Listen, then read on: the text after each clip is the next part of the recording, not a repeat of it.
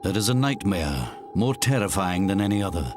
A nightmare that has haunted thousands of people all over the world. It felt as if there was a male presence there who was evil. I can remember seeing this figure in the doorway. I just knew it was female. A presence comes into the room, paralyzes its victim, then leaps on their body and assaults them. It hits me so hard at times where it knocks me off my mattress. She's choking me so hard that I think that my voice box is going to collapse. Sometimes it's a shadowy figure, sometimes an old hag, sometimes a demon. But whatever shape it takes, the entity, as it is often called, has concrete effects, leaving its victims battered and exhausted, their lives in pieces. Sufferers are sure that when they see it, they are awake, and it is real. Science, psychology, and religion have all grappled with this phenomenon. Can any explain the mystery of the entity?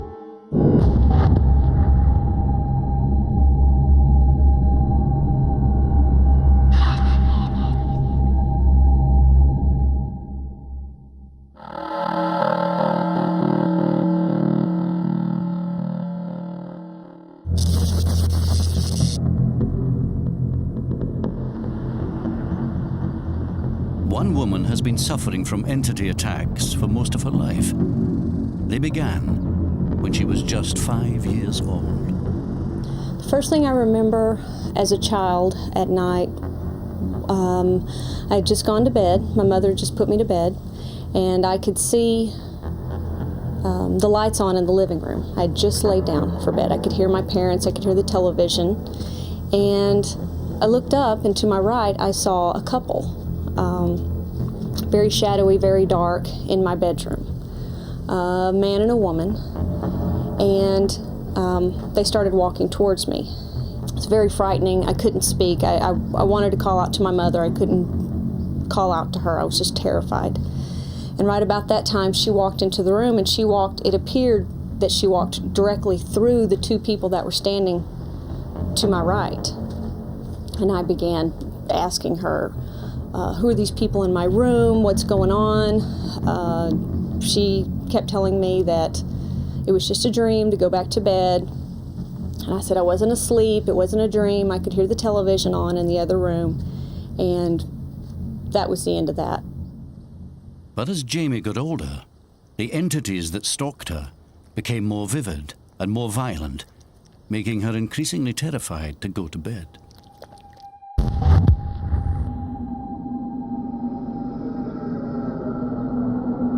As soon as I become aware that there's someone in the room, I'll go into a paralysis, and I can't move, I can't shout out, I'm unable to call for help, and I'm unable to stop any kind of attack. Usually it's an attack.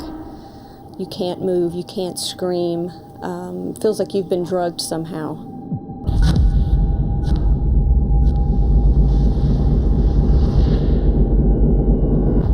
The Shadow Man, and this is just a recent label that I've put on this character. The closest I've seen of him is the arm, because it's been around my throat several times. He's very violent. He doesn't use any caution whatsoever. He could care less if my neck is broken. I mean, that's how violent he is. Generally, he's accompanied by a very old woman. She's rather short, draped in many layers of clothing. She looks like a homeless type person. Like all of her belongings are on her. Shawl, jacket, a hat. The old woman will sit on my chest, and she's not extremely heavy, but she's heavy enough that it's very hard to breathe. It's extremely hard to breathe. I can't get my lungs to expand. He'll have me around the base of my neck. She'll come up to the top part, and she's choking me so hard that I think that my voice box is going to collapse. I can't move. He's got my arms down usually, or just the way she's sitting on me, I can't move, and there's nothing I can do.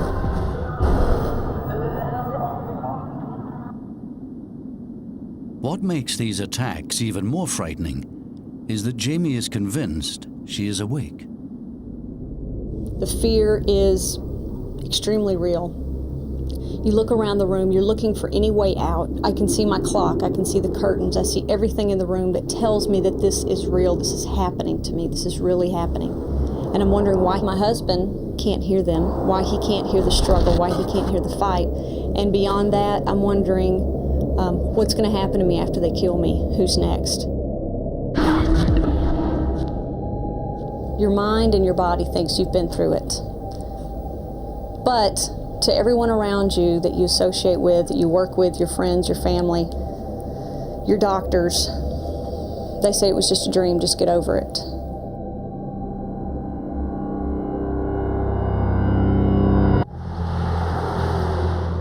For years, Jamie thought she was alone and feared she was mad or delusional. Then she discovered there were others who had suffered remarkably similar experiences. Research for this film produced hundreds of phone calls.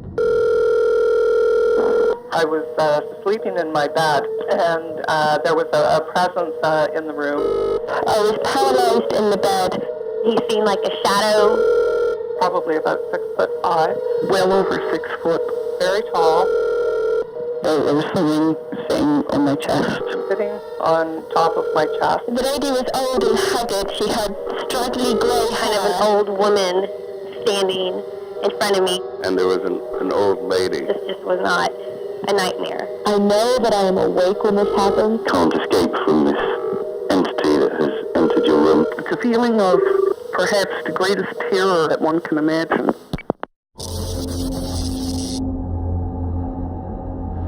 There was a presence in the room. I thought I could see an entity, black figure.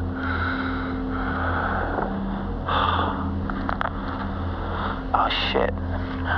There's a presence in the room. God help me.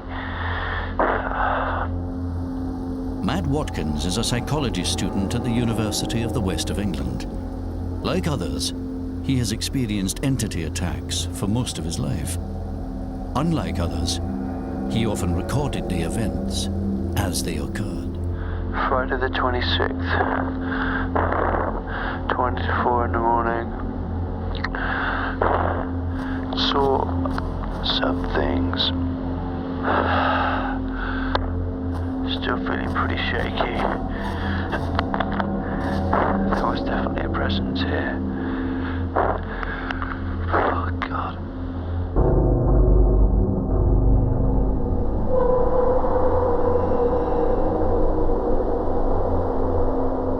I can remember seeing this figure in the doorway.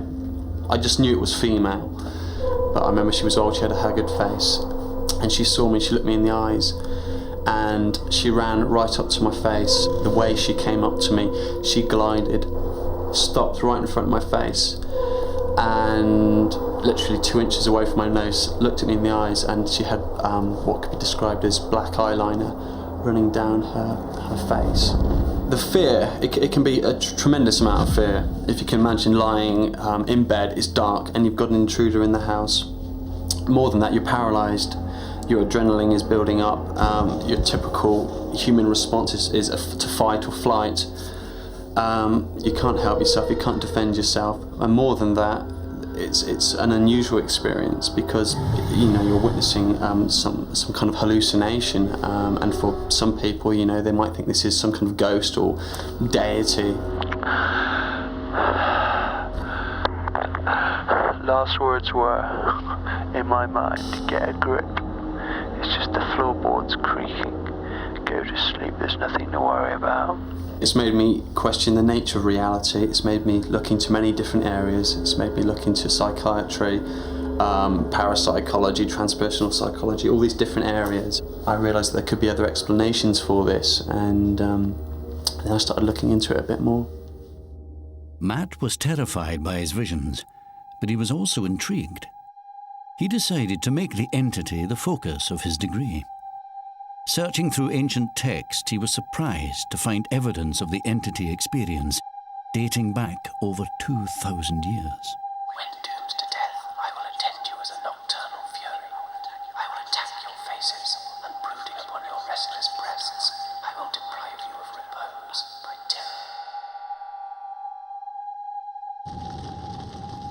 it wasn't just literature. Many artists had also depicted the entity. In the Middle Ages, it was often represented as a horned beast that preyed on sleeping women and was sometimes thought to rape them.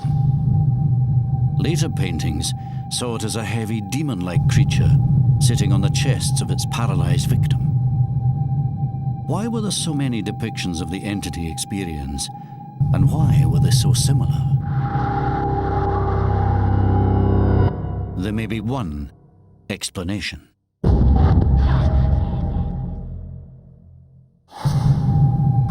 Throughout history and across the world, thousands of people have suffered from nighttime visions in which they are attacked by violent and mysterious entities.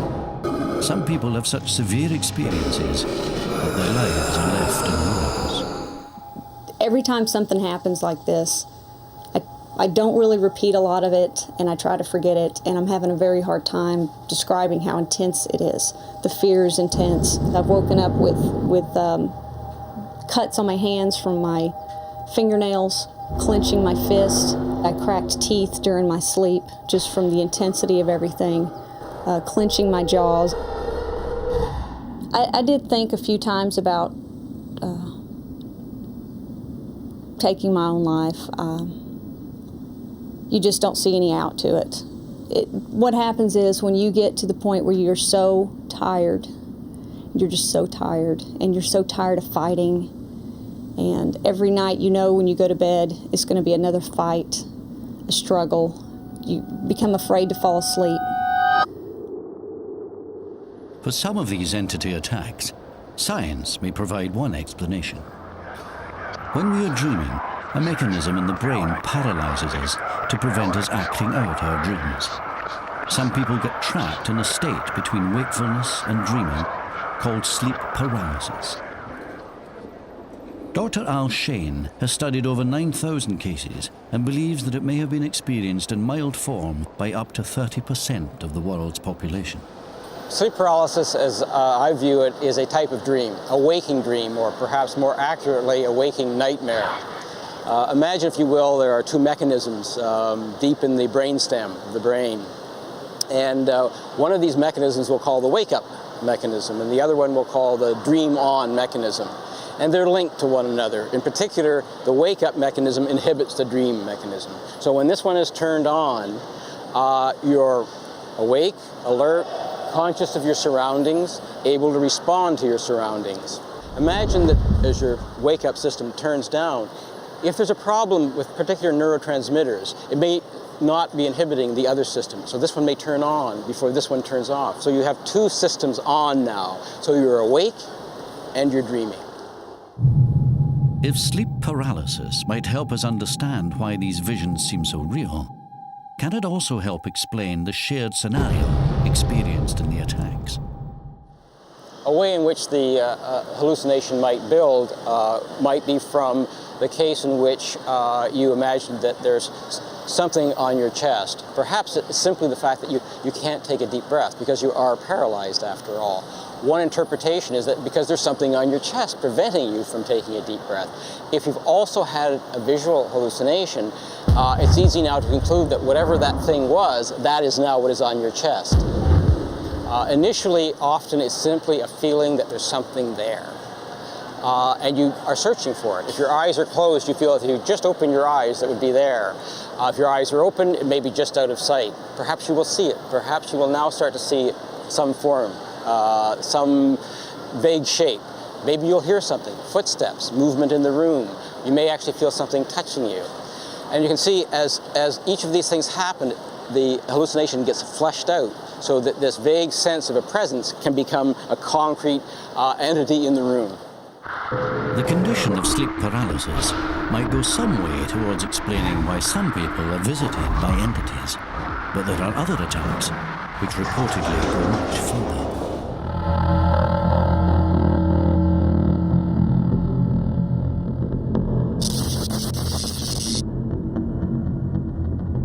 In spite of a normal childhood, Mark Gillen has suffered from particularly disturbing nocturnal attacks since he was a teenager, and still finds them difficult to talk about. I was only about 17 when this first happened to me. I went to bed as normal, fell asleep, enjoying a good sleep, when probably in the middle of the night I was wakened by the feeling that someone was in the room.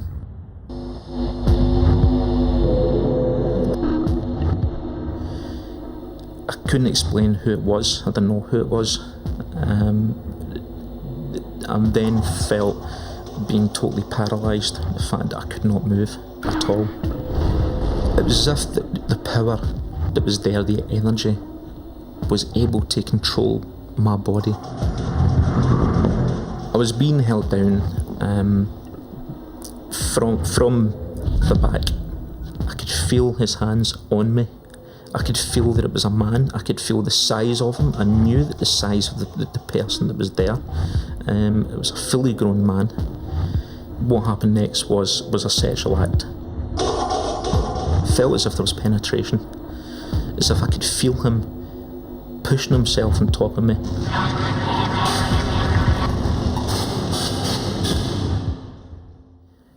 I thought I was going to die. I thought that they were going to kill me. When the paralysis eventually went away, I felt as if the presence had withdrawn into the corner in the room, that there was some creaking, not literally moving, but it was creaking as if there was something there.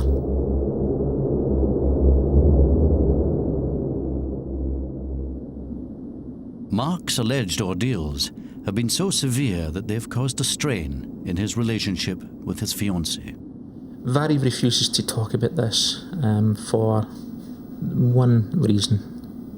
We went through a terrible time with it. I think the fact that I've not been able to cope with this as well as what I should have done has actually contributed towards a lot of the problems that we've actually had in the relationship. I still hold possibly a lot of anger. I still have a lot of feelings in my mind as to, what's happened to me. Have I been going mad? I'm fed up with going to bed and worrying.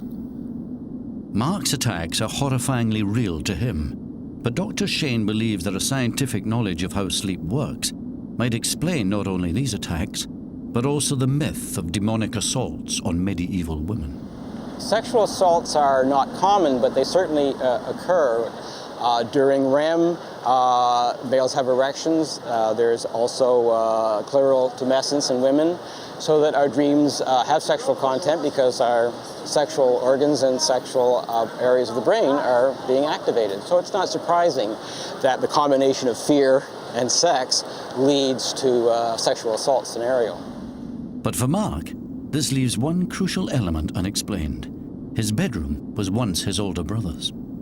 A couple of years before this happened, my brother actually had this room. He was staying in that bedroom. I started to tell him what had happened to me in that bedroom. He did actually say to me that he had very similar experiences. He'd gone through certain things the same, such as feeling of being strangled, feeling of someone being there. He didn't go into too much detail, and just probably the same as me, frightened to talk about it. Is it just a coincidence that it was just the same bedroom? Don't know. While some suggest that sleep paralysis is hereditary and can therefore explain such cases, others believe that entity attacks might be associated with places as much as people. Professor David Huffer has been studying the entity phenomenon for over 30 years. His research has been inspired by his own experience. Years before I started working on the topic in an academic way, I had a sleep paralysis attack of my own. I'd never heard of anything like it. It had all of the features that I later found in traditions all over the world. I heard footsteps. I had a terrifying presence. I felt it climb up on the bed. I couldn't move. I thought I was being killed. It was terrifying. I never told anybody about it for the obvious reasons. Most people in our society don't. I didn't want anyone to think I was crazy. And then years later, when I got to Newfoundland and came across the old hag experience, I didn't even know at the time that it was sleep paralysis yet. I thought, what's going on here? How can these people have a tradition about what happened to me in a completely different country? I just had to follow it. Hufford carried out his research in more than a dozen countries. He felt that while sleep paralysis might account for people who felt pressure on the chest, it could not account for those who felt it on other parts of their body. The experiences were just too varied. It's common during sleep paralysis for people to report pressure, most often on the chest. A sense of pressure on the chest could be caused by the paralysis of the voluntary muscles involved in breathing, but sometimes it's other places. I've had people say the pressure felt like it was pushing their head down through the bed. Other people said it was pressing on their feet so hard they were afraid their legs would be broken. I would like these explanations, if we're going to buy them, to really line up with the data consistently.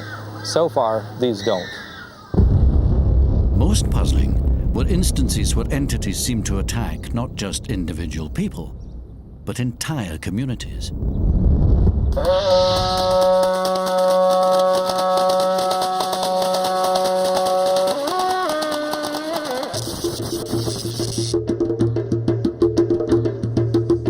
Villagers on the isolated island of Pemba, off the east coast of Africa, claimed that they had been plagued by an entity for more than a decade.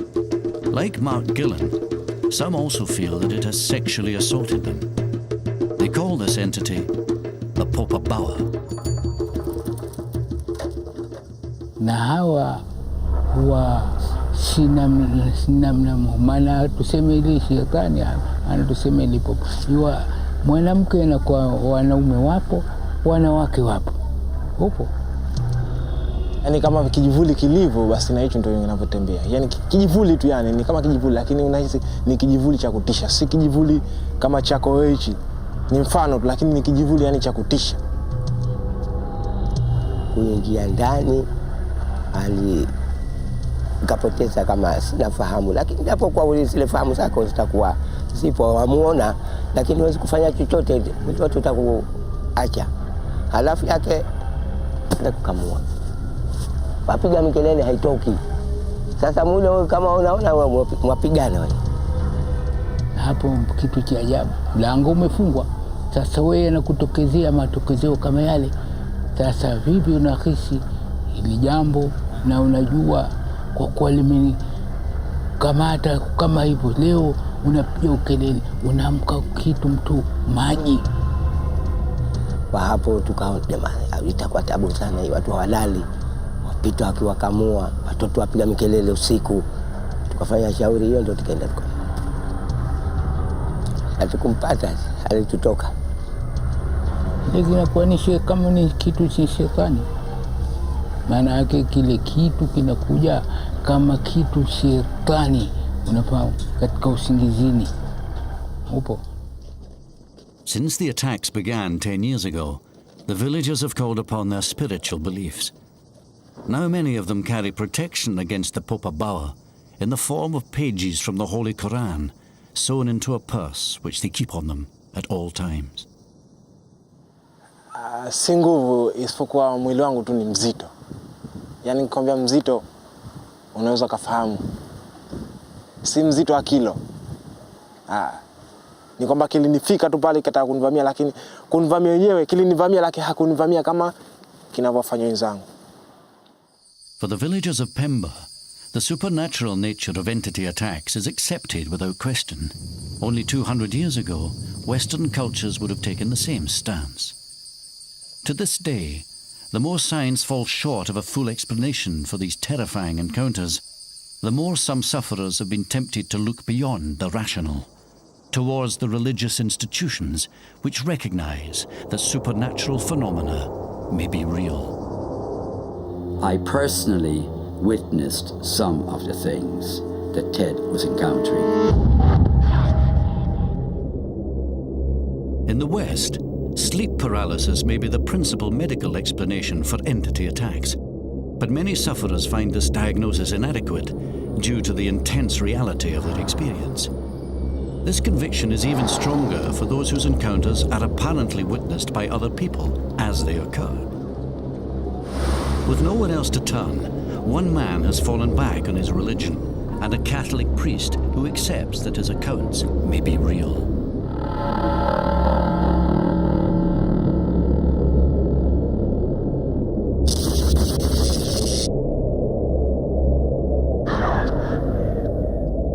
I've been hit by like an unseen force. It hits my chest.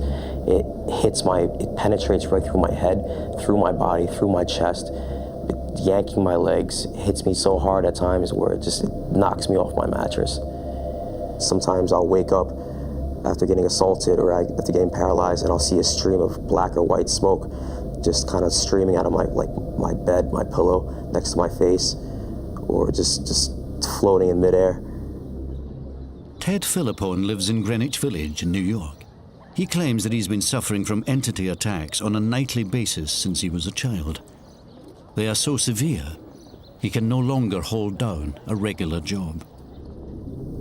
It's putting so much fear within me that I'm unable to sleep, that I feel that I have to keep opening my eyes to see if there's something in the room. And it's affected my mood, it's affected my depression, it's totally rendered me literally useless to society, useless to everybody. With no regular income or family support, Ted has turned to the church and now lives in a Catholic hostel under the supervision of Father Pat Maloney, who claims to have witnessed these strange events. There's one particular time he seemed to be very upset, not so much agitated, but almost fearful. And he said, "Look, it's at me again, it's bothering me."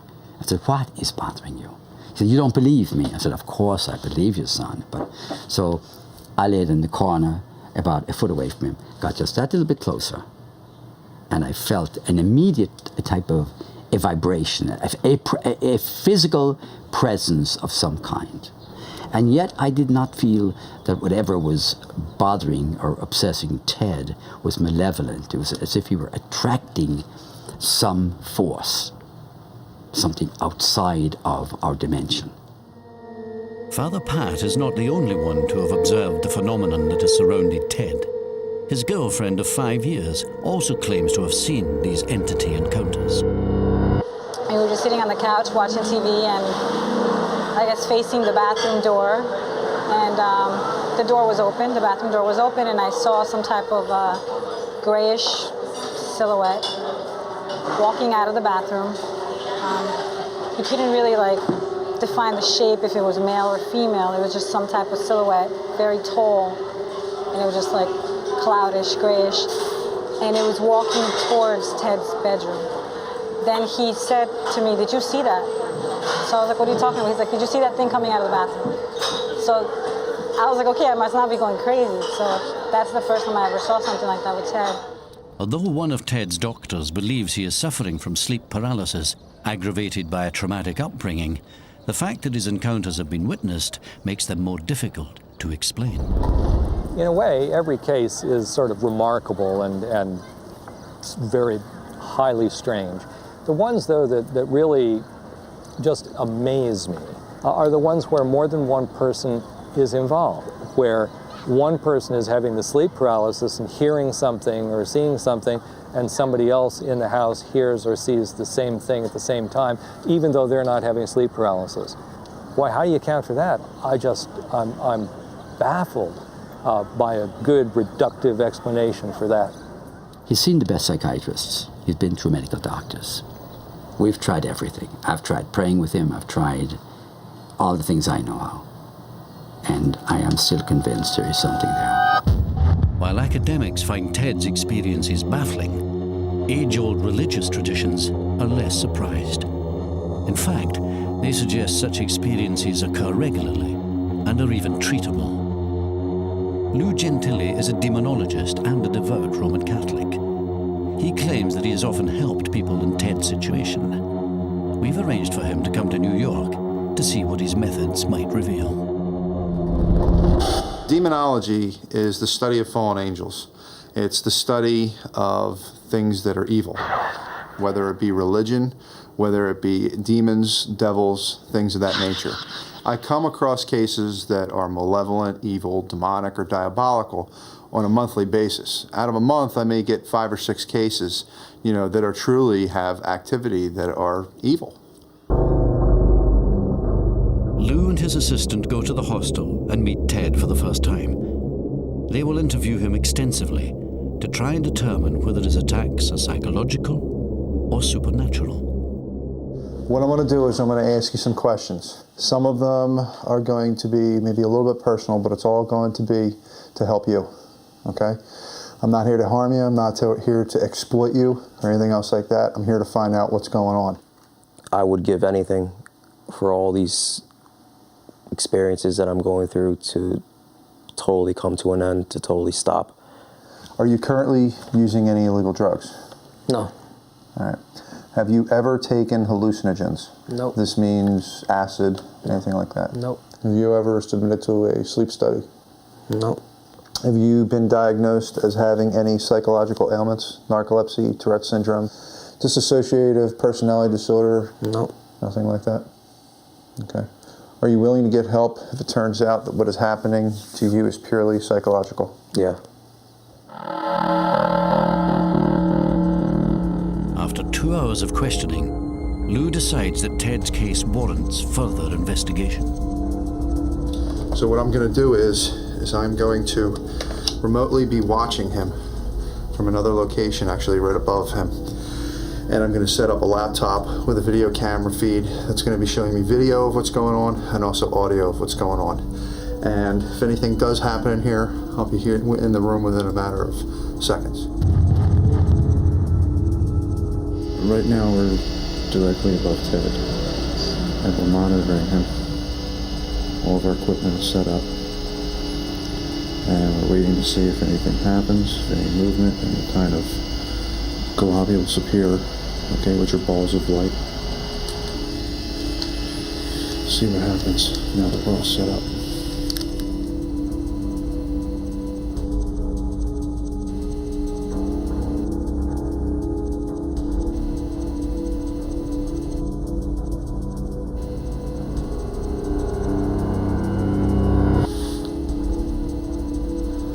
Ted said that something grabbed his leg, went on video, we see his leg go. I'm gonna be going down there with him, and I'm gonna sit in there and see what I get on tape, because I'll be running EVPs also.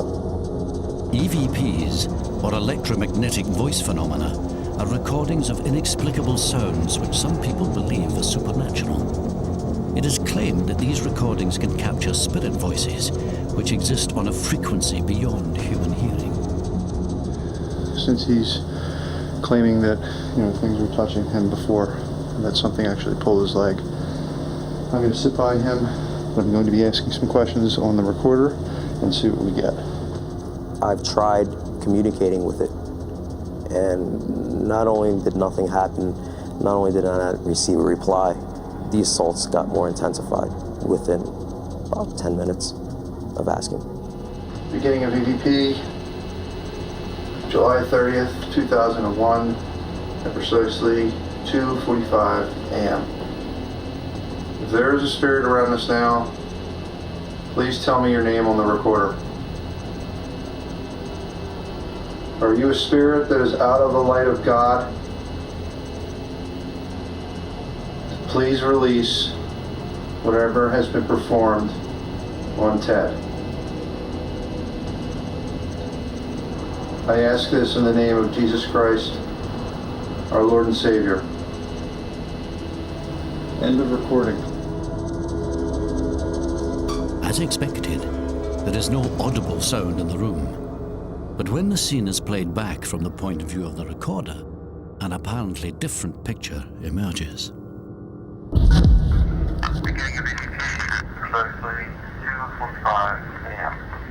The tape recorder begins to register unusual sounds after each question. There is a spirit around us now. Please tell me your name on the recorder.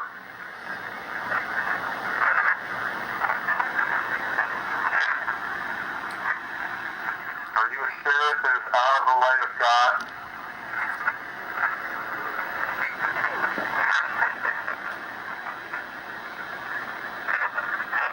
Please release whatever has been performed on Ted. Then Gentili mentions Jesus. I ask this in the name of Jesus Christ, our Lord and Savior.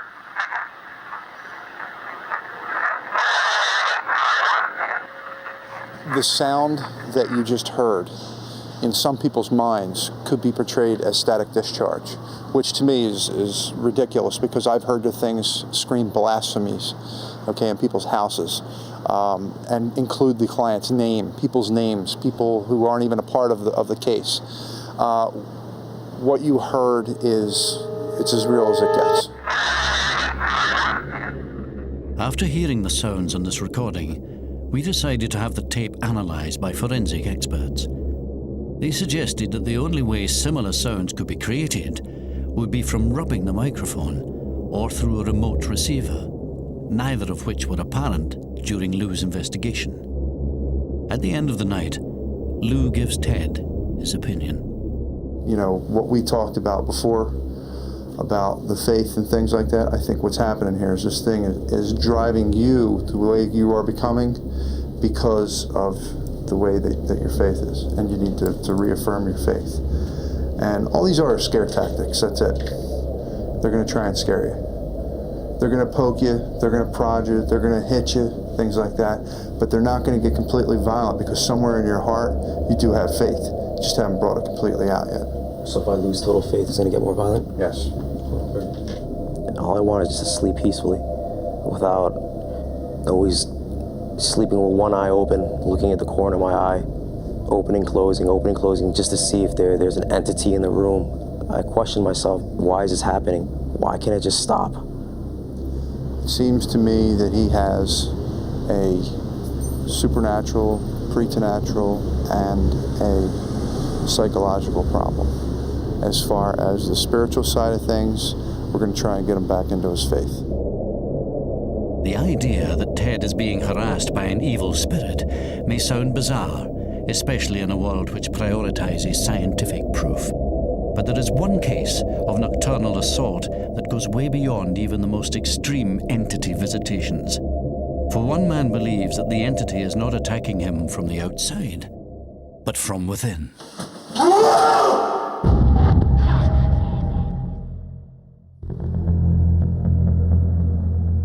Although researchers believe that entity attacks can be rationally accounted for, it's the sufferers that have to deal with the disturbing consequences. Whilst many claim that an entity is threatening and in some cases sexually assaulting them, one man and his family believe that it may actually be possessing him.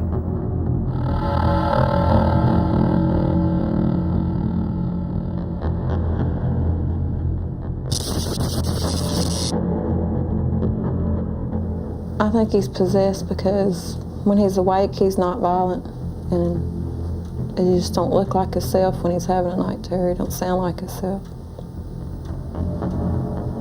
He has a terrifying holler. His eyes are glazy looking. They just don't look like him.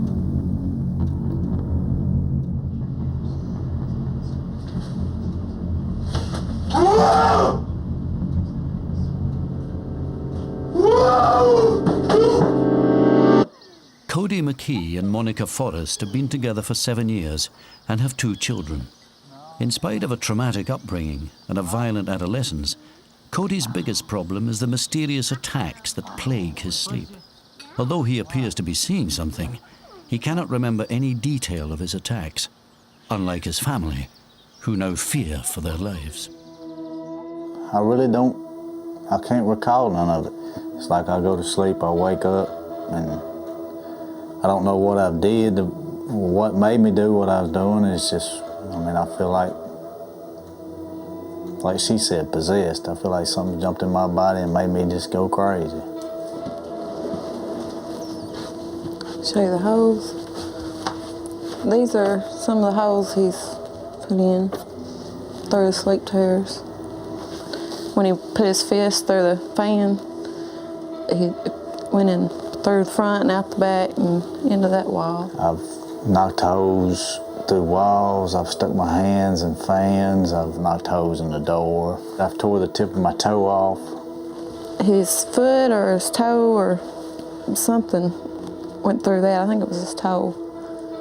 The only night that I can say that it really felt to me inside of me like something jumped inside of me and took over my body was the night that I jumped through the window. This is the window he went out. It's like somebody threw him out the window because he did it from a dead stand. He just went out. And that's all I heard. He hollered and out the window.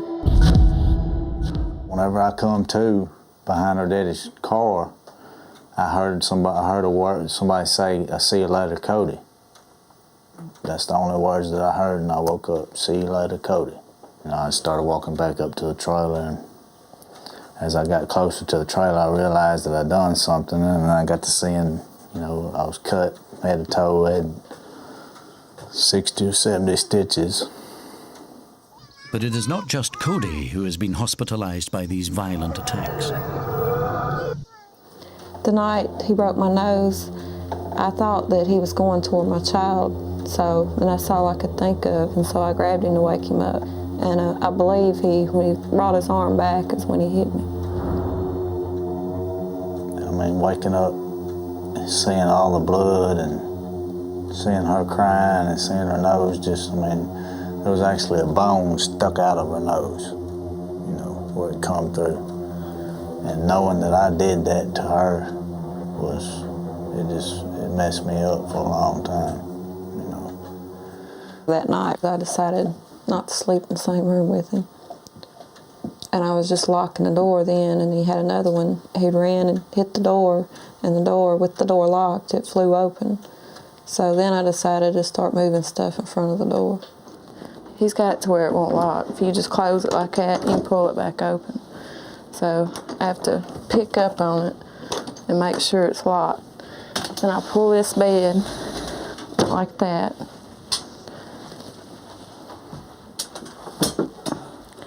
Then I pull this up against it like that. That way he can't come in. Yet he hasn't been able to. When he hits the door now, it'll crack like that much. And as far as he can get it.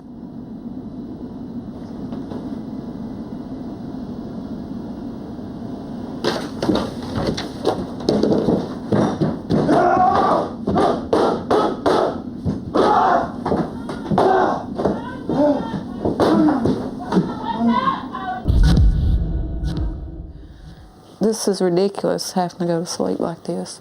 Most people just go to bed, and you have to protect yourself when you go to sleep. Unable to afford medical guidance, Monica and Cody grew fearful that his attacks were being triggered by an external entity.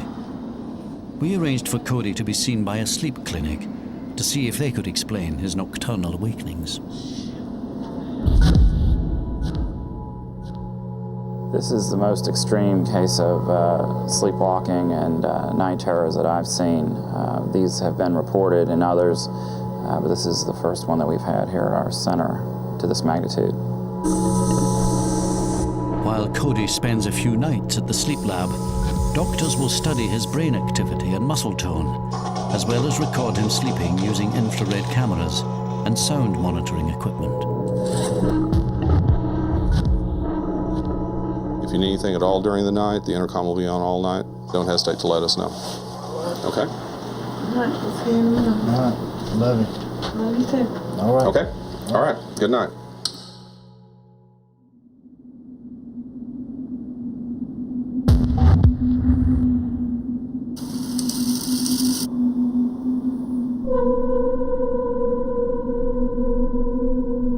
During the first night of monitoring, Cody appears to wake up, terrified. The EEG machine shows that he is still in deep sleep and not dreaming. If Cody isn't dreaming, what could be provoking him in such a way?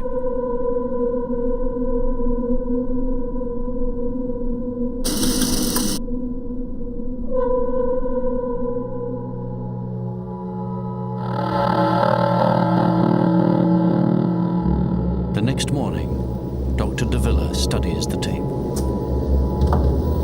You had an awakening there out of deep sleep, but your eyeballs were moving and you looked pretty scared there.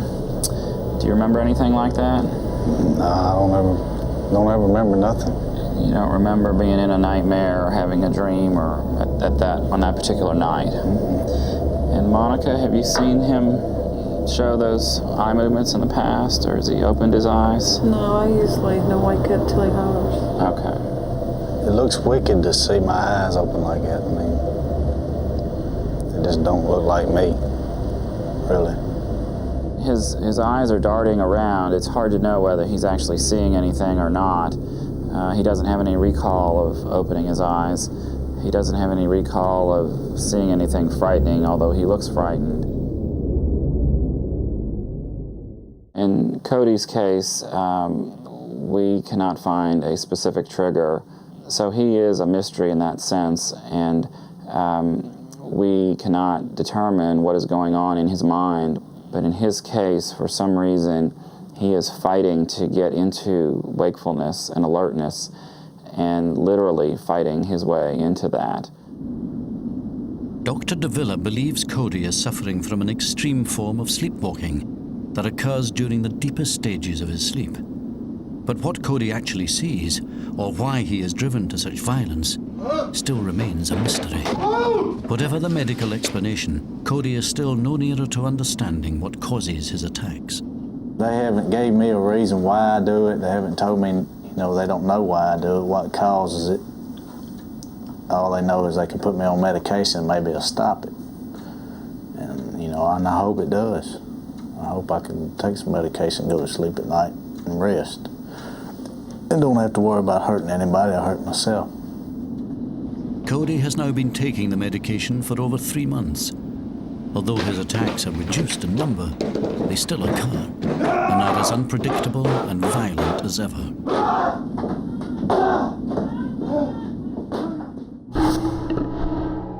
For many who suffer from nocturnal assaults, their testimony is evidence of an experience that is still not fully understood. I've seen lots of different explanations offered as the scientific explanation of this. In general, and in fact all of them that I know of, do not fit the data of the experience well. Now maybe someday people will be able to get to the point where they really do fit well, but I do think that it's not fair to people's experience and people's understanding of this sort of thing to take a loose, sloppy, hypothetical scientific explanation and figure, well, at least it's scientific, we ought to accept it. No, that's not right. It ought to really account for what needs to be accounted for. None of them do yet. Good luck, everybody. Keep working on it, but let's not claim that it's been done. Whether or not science will one day offer a full explanation for these nocturnal attacks is unclear. What is clear is that those who suffer will continue to live in fear of what lurks on the other side of sleep. For 150 years, the Ku Klux Klan has existed in the shadows. They call themselves the Invisible Empire. The gun, the noose, the knife. The Klan is all about hate. No, we don't hate black people. Downright lies. Now, unprecedented access and true insiders. For an awful lot of stuff on the Klan, I'm the only place in the world where you can get it. Lead to the heart of that empire, alive and well in the 21st century.